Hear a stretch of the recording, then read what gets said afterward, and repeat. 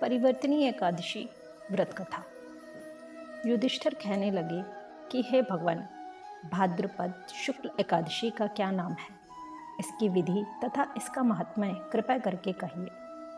तब भगवान श्री कृष्ण कहने लगे कि इस पुण्य, स्वर्ग और मोक्ष को देने वाली तथा सब पापों का नाश करने वाली उत्तम वामन एकादशी का महात्म्य मैं तुमसे कहता हूँ, तुम ध्यानपूर्वक सुनो।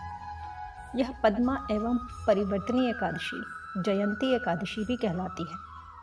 इसका यज्ञ करने से वाजपेय यज्ञ का फल मिलता है। पापियों के पाप नाश करने के लिए इससे बढ़कर कोई उपाय नहीं। जो मनुष्य इस एकादशी के दिन मेरी वामन रूप की पूजा करता है, उससे तीनों लोग पूज्य होते हैं। अतः मोक्ष की इच्छा करने वाले मनुष्य इस व्रत को अवश्य करें।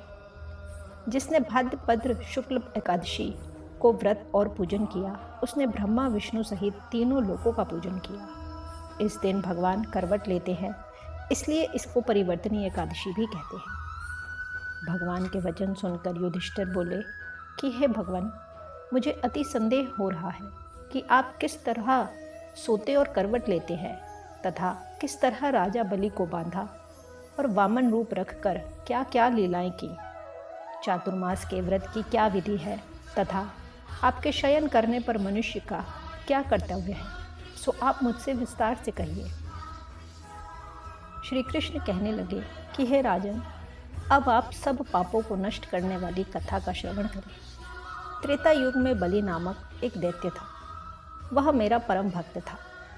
विविध प्रकार के वेद सूक्तों से पूरा पूजन किया करता था और नित्य ही ब्राह्मणों का पूजन तथा यज्ञ के आयोजन करता था।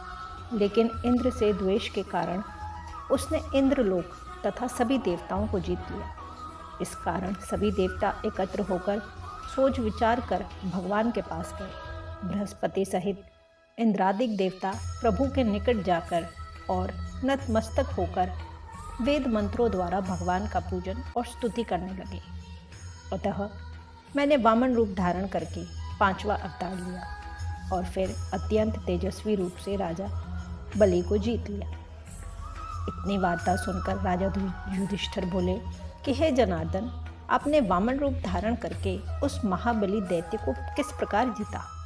श्री कृष्ण कहने लगे, मैंने वामन रूपधारी ब्रह्मचारी बलि से 3 पग भूमि की याचना करते हुए कहा, यह मुझको 3 लोक के समान है और हे राजन, यह तुमको अवश्य ही देनी होगी। राजा बलि ने इसे तुच्छ याचना समझकर 3 पग भूमि का संकल्प मुझको दे दिया और मैंने अपने त्रिविक्रम रूप को बढ़ाकर यहाँ एक की भूलोक में पद, भूलोक में जंघा, स्वर्गलोक में कमर, महलोक में पेट, जनलोक में हृदय, यमलोक में कंठ की स्थापना कर सत्यलोक में मुख, उसके ऊपर मस्तक स्थापित किया।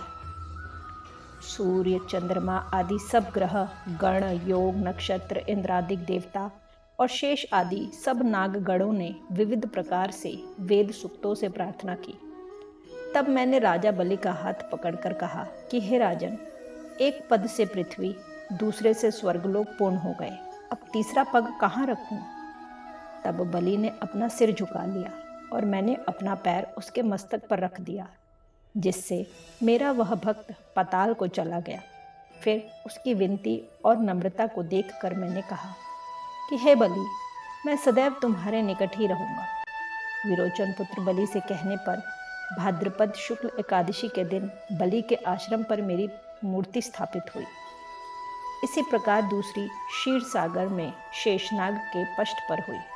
हे राजन, इस एकादशी को भगवान शयन करते हुए करवट लेते हैं, इसलिए तीनों लोकों के स्वामी भगवान विष्णु का उस दिन पूजन करना चाहिए। इस दिन तांबा, चांदी, चावल और दही का दान करना उचित है। रात्रि को जागरण अवश्य करना चाहिए। जो विधि पूर्वक इस एकादशी का व्रत करते हैं, वे सब पापों से मुक्त होकर स्वर्ग में जाकर चंद्रमा के समान प्रकाशित होते हैं और यश पाते हैं। जो पाप नाशक इस कथा को पढ़ते या सुनते हैं, उनको 1000 अश्वमेध यज्ञ का फल प्राप्त होता है। राधे राधे।